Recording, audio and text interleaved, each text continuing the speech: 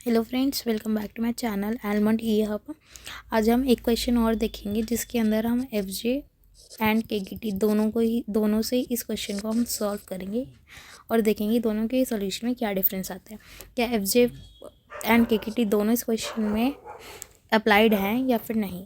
Okay, हम F जे और के की टी को बहुत डिटेल के अंदर समझ चुके हैं। दोनों पे दो अलग अलग क्वेश्चंस कर चुके हैं। आपने वो वीडियोस नहीं देखी तो आई बटन पे जाके पहले वो देख लीजिए, तो आपको बहुत अच्छा समझ में आएगा। इस क्वेश्चन के अंदर हम क्या करेंगे, एक ही क्वेश्चन में हम दोनों एफ जे और के की टी को वेरीफाई करेंगे कि ये इसके अंदर वेरीफाई हो रहे हैं या नहीं।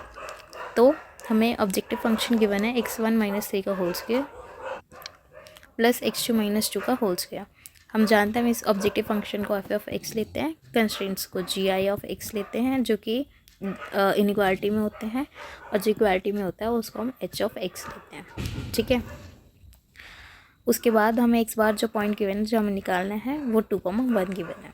ठीक है, तो हमने यही किया कि एफ ऑफ एक्स सेलेक्ट कर लिया जो ऑब्जेक्टिव फंक्शन था। कंस्ट्रेंट्स इनइक्वालिटीज़ वाली को जी आई ऑफ एक्स सेलेक्ट किया है एंड इक्वालिटी वाली को एच ऑफ एक्स सेलेक्ट किया है। ठीक है, अब तक आप बात समझ चुके हो गए, इतने सारे हम क्वेश्चन कर चुके हैं उससे। एक्स बार जो पॉइंट गिवन है वो ले लिया। एम यहाँ हमारे पास 4 आ गया क्योंकि वो जी आई ऑफ एक्स और एच ऑफ एक्स है, इसलिए हमें U1 U2 U0 U1 U2 U3 U4 निकालना है। एफ के टी के अंदर हम जानते हैं कि U0 हमेशा 1 होता है, लेकिन एफ जे में हमें फाइंड करना होता है। तो हम यहाँ पे फाइंड करेंगे इसको, पहले एफ जे प्रूव करेंगे देन के टी। ठीक है, देन G1 ऑफ एक्स बार की वैल्यू निकालेंगे। इसके लिए मैंने आपको बताया था जो ये आपका G1 ऑफ एक्स है, यहाँ पे एक्स बार जो आपको पॉइंट गिवन है उसकी वैल्यू पुट कर दो। उसकी वैल्यू क्या है, x1 की वैल्यू है 2 और x2 की वैल्यू 1 है। ठीक है, तो यहाँ x1 की जगह हमने 2 लिखा है, ये देखो x1 की जगह 1 लिखा, -5 ये हमारे पास वैल्यू आ गई 0। ऐसे ही x2 के लिए रखेंगे, G2 के लिए वैल्यू रखेंगे जो कि नॉट इक्वल्स टू 0 आई, और G3 की भी नॉट इक्वल्स टू 0 आई। ठीक है, उसके बाद हमें पता है कि U I G I of x bar equals to 0 होता है, और यहाँ पे हमारा G1 of x equals to 0 है। इसका मतलब U1 नॉट इक्वल्स टू 0 होगा, और जो है यहाँ पे G2 और G3 नॉट इक्वल्स टू 0 है। इनका मतलब हो गया कि U2 इक्वल्स टू 0 होगा और U3 भी इक्वल्स टू 0 होगा। इस वाली कंडीशन की वजह से हमें पता है ये एफ जी और के की टी दोनों में ये सेम कंडीशन होती है। ठीक है, तो हमने यहाँ से U2 U3 इक्वल्स टू 0 हमारे पास आ गया। ये एफ जे में और के की टी में यहाँ तक तो सेम ही होता है, और साथ में डिफ्रेंशिएशन करके जो हम del F of x del G1 of X निकालते हैं उसमें सेम होता है। आगे मेन इक्वेशन में डिफरेंस होता है, इस वाली इक्वेशन में जो हम पहले भी देख चुके हैं। ठीक है, तो यहाँ तक तो आपको सेम ही स्टेप करना है अगर दोनों को भी वेरीफाई करने को आता है तो। देन हम del F of x bar निकालेंगे। ये मैंने आपको बताया था, फर्स्ट एलिमेंट में एफ को डिफ्रेंशिएट कर दो with respect to x1, second में डिफ्रेंशिएट कर दो विद रिस्पेक्ट टू x2। उसके बाद यहाँ x1 और x2 की वैल्यू पुट करो। x1 की वैल्यू 2 है, x1 की वैल्यू x2 की वैल्यू 1 है, क्योंकि हमें पॉइंट क्या गिवन है 2,1। ठीक है, फंक्शन का डिफ्रेंशिएशन हम बहुत बार कर चुके हैं, आपको पता होगा, फिर भी बता दे रही हूँ।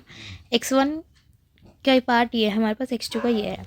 अब हमें f ऑफ x को रिस्पेक्ट करना है विद रिस्पेक्ट टू x1, तो x1 का क्या आएगा यहाँ से 2x1 - 3,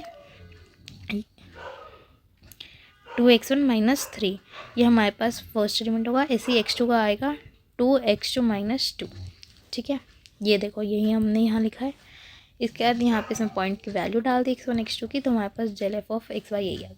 ऐसे G1 का डिफ्रेंशिएशन कर दो यहाँ पे एक बार with respect to x1, then यहाँ x2, देन पॉइंट की वैल्यू डाल दो, तो ये आ गए ऐसे ही एच ऑफ एक्स।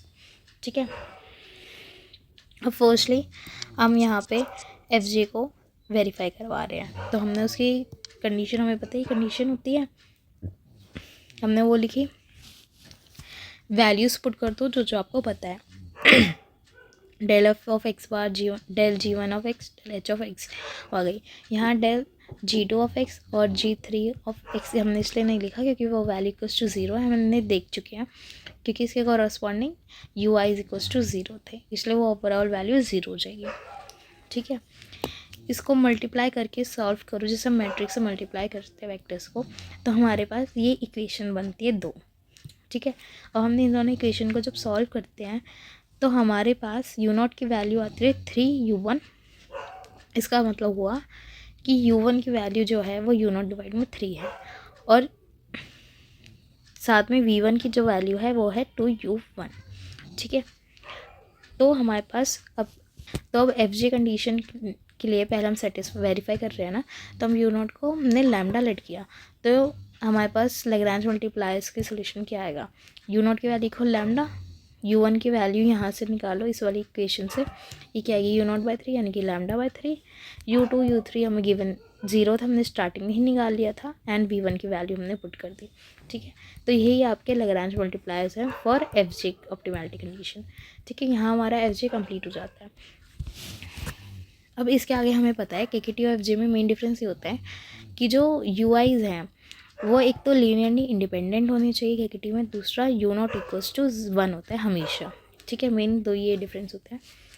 तो अब हम इसके अंदर KKT को वेरीफाई करेंगे, तो u0 = 1 है, सो सेम इस इक्वेशन के अंदर जो ये वाली इक्वेशन थी या ये हमने u0 की वैल्यू 1 डाल दी। ठीक है, तो हमारे पास एक तरीके से तो हमारे पास क्या बचा, ये -2 मैट्रिक्स और उसके आगे का ही सेम, बस यहाँ पे 1 हो गया, 1 से इसको मल्टीप्लाई करेंगे तो सेम आए। ठीक है, तो जो हमारी एफ जे की KKT की कंडीशन बन गई वो ये बन गई। इसको भी सेम वैसे ही ओपन अप करके इक्वेशंस बनाओ, सॉल्व करो, तो उसके बाद हमारे पास u1 आ गया 1/3 और v1 आ गया 2/3। ये दोनों लीनियरली इंडिपेंडेंट है, हाँ जी है, क्योंकि हम एक दूसरे को फॉर्म में नहीं लिख सकते इनको, तो मतलब कि KKT यहाँ पे वेरीफाई हो जाएगी, मतलब KKT हम यहाँ पे अप्लाई कर सकते हैं। ठीक है, तो हम वैल्यूज़ लिखेंगे, u0 KKT में हमेशा 1 होता है तो हमने 1 लिखा, u1 की वैल्यू हमने यहाँ से निकाली जो 1/3 आई, हमने वो लिखा, u2 u3 हम स्टार्टिंग में निकाल चुके कि ये 0 है, और v1 की वैल्यू लिखी जो कि 2/3 यहाँ से आई इसको सॉल्व करके। ठीक है, तो यही हमारे KKT के सोल्यूशन होता है। अब आप देखिए इस क्वेश्चन में KKT के सॉल्यूशन क्या है हमारे पास, 1 1/3 0 0 एंड 2/3। वहीं FJ का जो सॉल्यूशन आया है वो आया λ/3 0 0 2 λ/3 इंटू लैम्डा। ठीक है, यहाँ पे मैंने लैम्डा लिया, आप लैम्डा अल्फ़ा कुछ भी ले सकते हो, बस एक कंडीशन होनी चाहिए कि जो हम ये अल्फ़ा या लैम्डा ले रहे हैं > 0 होना चाहिए, और R के अंदर रियल नंबर बिलोंग करना चाहिए, क्योंकि हमारे पास FJ की कंडीशन थी ना, और KKT की भी, ये UI > 0 होना चाहिए, तो u0 भी > 0 होना चाहिए, इसलिए, और हम u0 को इक्वल्स क्या ले रहे हैं लैम्डा, तो ये भी > 0 होना चाहिए, तभी हम इस पर FJ या KKT कंडीशन को अप्लाई कर पाएंगे, नहीं तो वो फेल हो जाएगा। ठीक है, तो इस पॉइंट का आप ध्यान रखना। ओके, आई होप आपको FJ एंड KKT अच्छे से समझ आ गया होगा। इसके अंदर कोई प्रॉब्लम है तो आप मुझसे पूछ सकते हो कमेंट सेक्शन में। और ऑल्सो ये जो मेथड है ना, ये DU के प्रोफेसर्स ने ही बढ़ाया है, तो बिल्कुल वेरीफाइड मेथड है, आप एग्ज़ाम में यूज़ करिए, कोई मार्क्स नहीं काटेगा। आप चाहो तो अपने एक बार टीचर से कंफर्म कर लेना कि उन्होंने कौन से मेथड से पढ़ाया है, और आप ये अप्लाई कर सकते हो या फिर नहीं। ठीक है, ये काफ़ी शॉर्ट मेथड है, ईजी है, आप अच्छे से समझ के पेपर में बहुत अच्छा स्कोर कर सकते हैं, बहुत स्कोरिंग पेपर है। और कोई आप मेथड से लोगे तो बहुत लेंदी होता है, तो इसलिए शॉर्ट मेथड है, ताकि आप पेपर भी तो आपको 3 आवर में कंप्लीट करना है ना पूरा, इसलिए। ठीक है, बाकी कोई डाउट हो तो पूछ लेना कमेंट सेक्शन में। नेक्स्ट वीडियो में मिलते हैं with Newton's method and that Wolfie's method.